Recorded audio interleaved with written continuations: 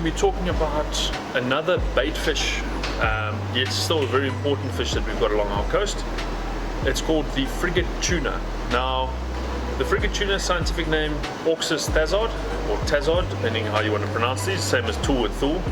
Now, the Frigate Tuna is very similar to a bonito, except it's more of a torpedo-shaped tuna. So it's kind of more shaped like a sarda, but without the aggressiveness, without getting too confusing.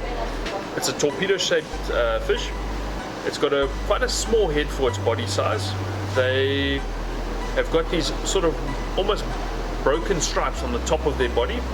It's sort of a oceanic tuna bluish color on the top, and that silver belly to white underneath.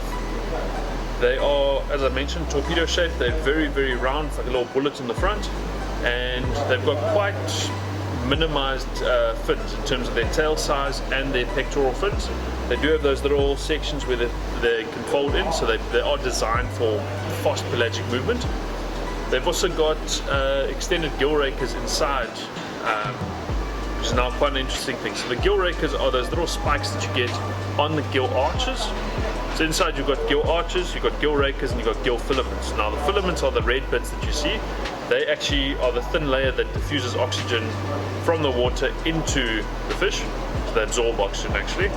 Then your gill rakers are there for a few purposes. One, it's for splitting up those gill filaments. So the more surface area, the more oxygen that gets absorbed.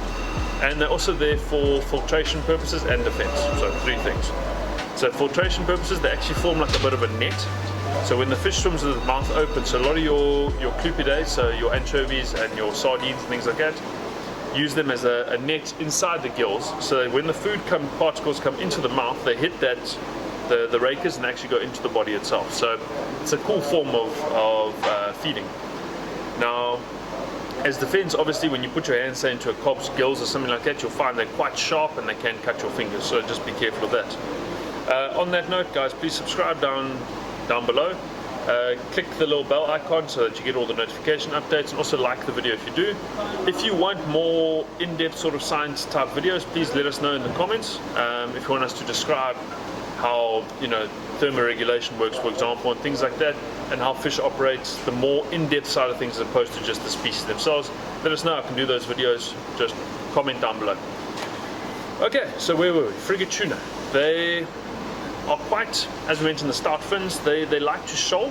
What you often find is you get, similar to the bonnies, how they, on the surface you see these little flicks of water like that, and that's the frigates coming through and attacking the little bait fish. So, as mentioned, they do filter feed, but that's more of when they're younger. As they get older, they prefer to feed on little anchovies. At the moment are full up off our coast.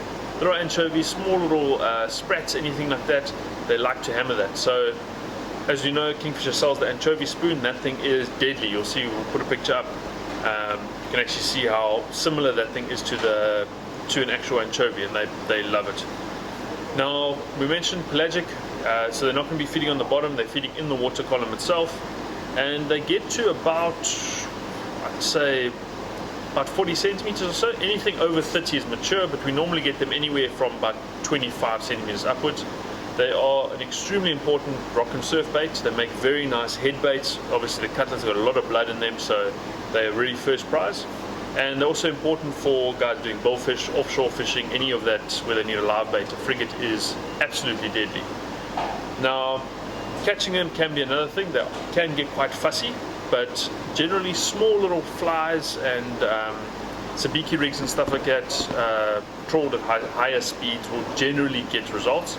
Otherwise, very, very small spoons, so we're talking 8 grams and smaller kind of thing, is generally what they're looking for, because they're feeding on those small little sprats. But what you can do is when you've caught one, take it. If you tip it upside down, generally you'll get it to spit up a few of the sprats, and you can then try and match your lures in your body, in your thing, to what's being spat up. So yeah, the frigate tuna, very important bait, very, very cool species, and quite common along our coast at the moment. Cheers.